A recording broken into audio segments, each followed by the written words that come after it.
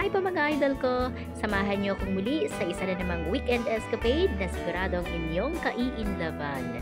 Masasabi ko po, isa ito sa pinaka-refreshing na lugar na pwede kong lakbayin habang dumadampi po yung sariwang hangin at kay ganda pa ng bawat tanawin. Sa ating pong mga viewers, mga idol, welcome po kayong lahat sa pinakamataas na bundok ng Pilipinas, ang Mount Apo.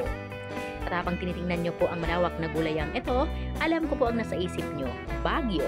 Pero wala po kami sa Baguio, nasa Mindanao po tayo.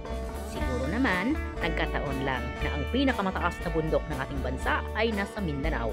At ito ay matatagpuan dito sa Barangay Balutakay, Managa, Bansalan, Davao del Sur. Humigit kumulang na 32 kilometers away from Davao City.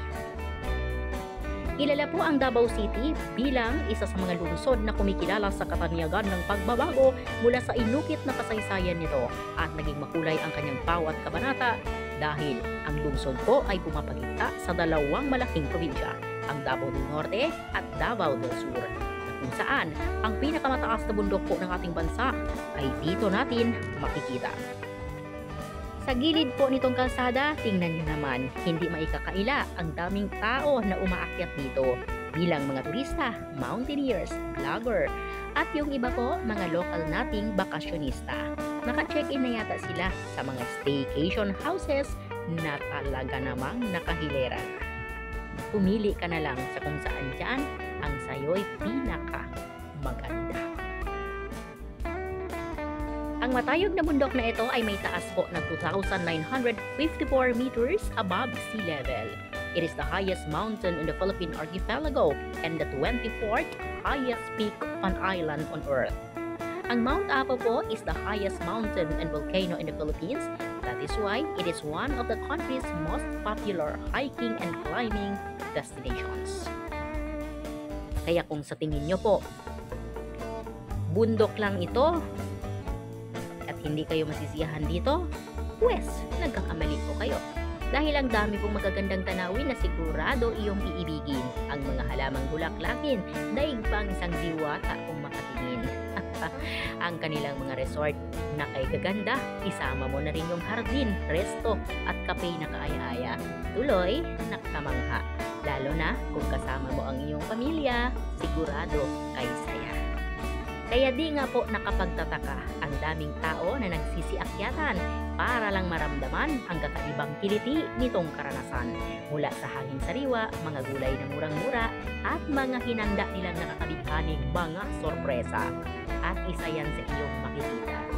Time check, 11:30 po ng umaga.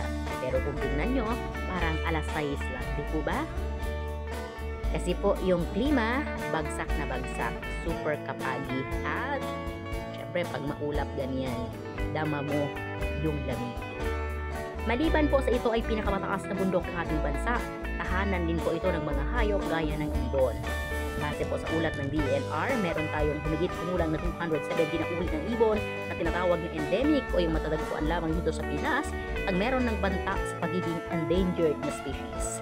Kaya kailangan po protektahan para hindi po nila maranasan mawalan ng tahanan. At sa banda pa po roon, isa na naman pong lugar ang pwede nating akyatan.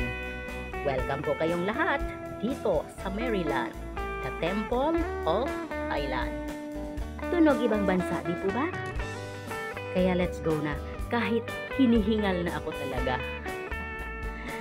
Ayan. Gusto ko rin po kasi maibahagi yung magandang lugar na ito sa mga sila na merong matang ginto. Sabi nga po nila, yung Buddha ng Thailand ay marami pong sorpresa yan. Sana naman. Pagkatapos ko sana dito, swertehin naman po ako, no? Abay, malay natin. Baka may milagro. Alam nyo po, ang ganda talaga ng kanilang pagkakagawa nito.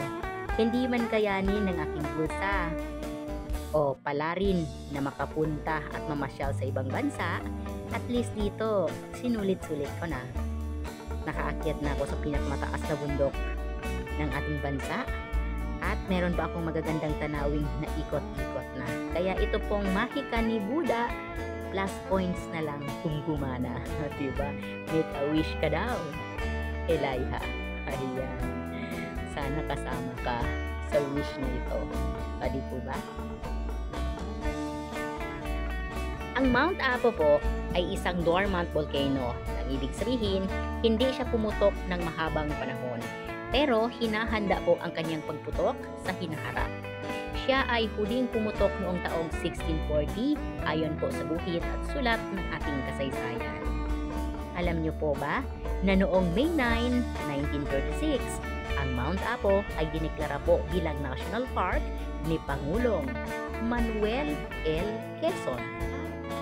At ang matayog na bundok na ito ay ipinangalan alinsunod po sa pagkilala kay Ginoong Apong na isang kagalang-galang po na tao sa lugar na ito na namatay lang naman habang pumagitna sa labanan ng dalawang kampo ng mga mandirigma na pinaniniwala ang parehong tagahanga ng kanyang anak na babae na si Saribo.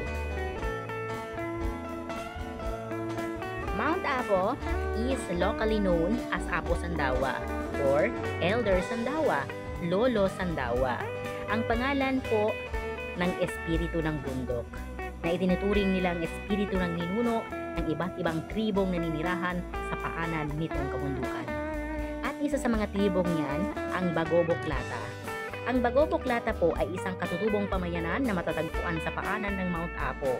Sila itong nagdiriwang ng pista ng pasasalamat para sa buhay, ulan at sagana na ani tuwing ikalawang linggo po ng Oktubre na kilala bilang Menum. Ang pagdiriwang na ito po ay nagpaparangal sa lupa, araw at ulan na nagbibigay daw po ng buhay sa lahat ng nilalang. Isa lamang po ito sa mga dumagdag sa klase ng kulay na mahiwagang kwento ni Mang Apo.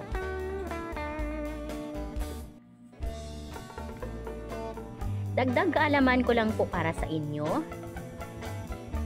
Kung ang Mount Apo ang pinakamataas na bulkan at bundok ng ating bansa, ang Taal Volcano naman po ang pinakamaliit na bulkan, hindi lang sa Pilipinas, maging sa buong mundo. Ito po ay matatagpuan sa lawa ng Taal, lalawigan ng Batangas. Naway nagkaroon po ng konting dagdag kaalaman ang inyong isipan maliban po sa pinagandang tanawin na inyong nasilayan. At sana nabigyan ko po kayo ng konting ambag sa aking espesyal na lakad. At sana balang araw, inyo rin po itong madalaw. Lalo na kung ikaw ay tubong Mindanao. Isa sa mga lugar na truly amazing. Maganda ang tanawin, kay sarap makalanghap mula rito ng sariwang hangin. Para maging updated po kayo sa aming mga videos at susunod na mga lugar na lalakbayin, wow! Kindly like, share, follow, and subscribe po ang aming YouTube channel, Elijah Travel Diaries. Mula po dito sa pinakamataas na bundok ng Pilipinas, ang Mount Apo, maraming salamat po sa inyo, mga idol ko. From the deepest part of my heart, thank you so much everyone. God bless po. Bye-bye.